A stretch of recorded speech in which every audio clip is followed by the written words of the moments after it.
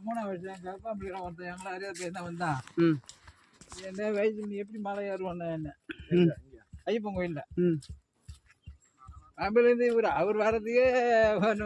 பப்ப வர்றாரு தாத்தா என்ன என்னால் வர முடியான்றான்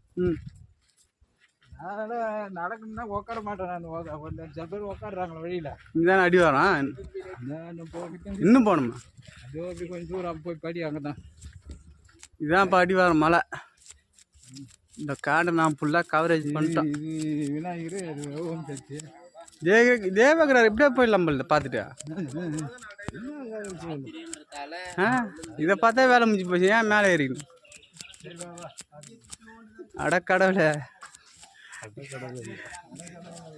இதை பார்த்தே வேலை முடிஞ்சு போச்சு பருவதமலை அடிவாரம்